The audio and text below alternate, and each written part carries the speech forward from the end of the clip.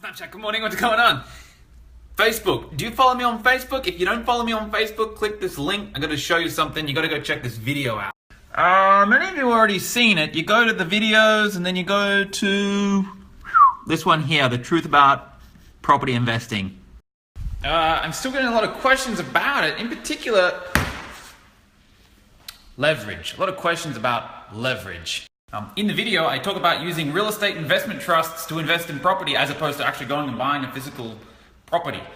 Using real estate investment trusts allows you to get into the property market tonight, if you wanted to, without having to get a mortgage, without having to get a loan, without having to deal with tenants. It gives similar returns, if not better.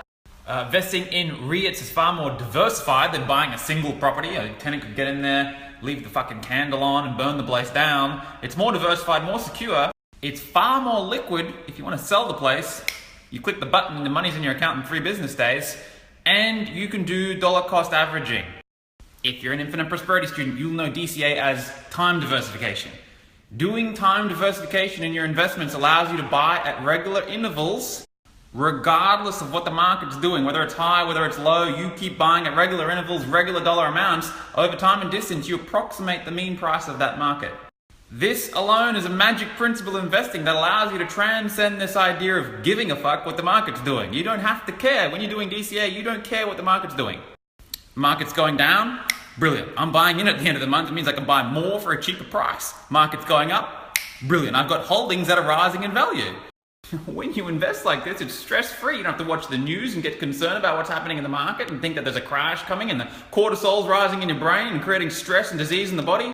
The entire investment is liquid, you're nimble, you're moving the hips, there's no worry about mortgages or loans or debts or what interest rates are doing, and you get a dividend return every quarter. You have passive income, proper passive income.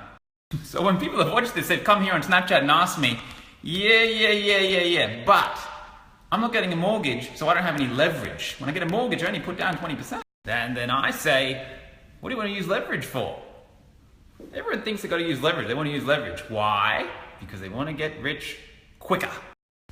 And when you nail the timing and the investment, leverage can make it quicker. But leverage doesn't give you a competitive advantage. Leverage makes your potential upsides bigger to the same degree that it makes your potential downsides bigger. They cancel out. You have no competitive advantage. It just makes your whole journey more fucking volatile. And when you haven't weighed up the risks of using leverage and the downsides and drawbacks of using leverage, when you haven't really earned the right to use it, you're blinded to that, you're infatuated with the upside, and what you have is an undercooked investment philosophy that leans on luck to actually get successful. It's more of a speculation than an investment, going and buying a house with great leverage. And if you're a sophisticated investor, you're a developer, a renovator, and you know what you're doing, you need leverage, and you're doing mezzanine finance, you're doing vendor finance, it's different. You already know what you're doing. I'm talking about neophytes. I'm talking about newbies who are getting into investing and thinking that they need to go and do this leverage. Here's what using leverage looks like. You save and save and work and work and save and work and save until you got enough for a deposit, then that's your equity. Then you have a big ass amount of debt. This is your entire investment. Now, if the house goes up just a little bit, this capital growth is a great amount in comparison to the deposit you put down. You might put down a $50,000 deposit, and in a short period of time, the house could go up $50,000. Oh my God, I just doubled my money in a very short period of time. Yep, at least on paper. But unrealized equity growth makes zero difference to your lifestyle until you go and sell the place, if you can sell the place. But if you get the investment wrong, you get the timing wrong, and the house goes down just a little bit, that makes a big impact on your equity. And many new investors now, because they leverage too soon, they have negative net worth, negative equity. If they sold everything they owned, they would be below zero in net worth. And so their options are write it out. And there's nothing wrong with writing something out, as long as it's providing an income, right? It doesn't always. And if it's not positively geared, which most investment properties aren't straight off the bat, unless you go and add value to it and renovate it, if it's not positively geared, it's costing you money, it's gone down in value, you're forced to go to work for it.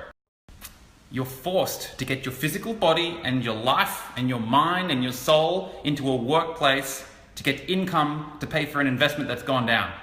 That's not generating any income on its own accord. That was never an investment in the first place. That was a gamble that you never really put a lot of thought into. Here's a wiser pyramid. Cash foundations. If you have an income, Set aside a portion of it every week and build a cash foundation. Save and save and save and stash and stash and stash cash. When you've got 2 to 3 months worth of liquidity and expenses, then you can start doing some passive investments. When you've got good cash buffers, when you've got some good passive investments going, stock index funds are just as good as any fucking other investment on the planet. You have a threshold of leverage around here. That is to say, at the upper echelon of your investment portfolio, you might think about starting to use some leverage to really accelerate your growth. S stands for speculation.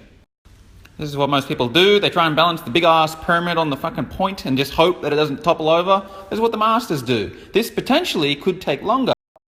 But you got to ask yourself, what do you want in life? Why are you doing investments? You want investments to have a good quality of life. You don't have a good quality of life when you're in fear. You can use leverage to your advantage and you can use it to accelerate your growth. But when you're first starting out, most people jump the gun too soon. They've got no liquidity and they go and leverage up. If this kind of passive investment philosophy resonates with you, if it's interesting to you, if you can feel that there's an element of truth to it, go to Infinite Prosperity, check it out. This is what we teach.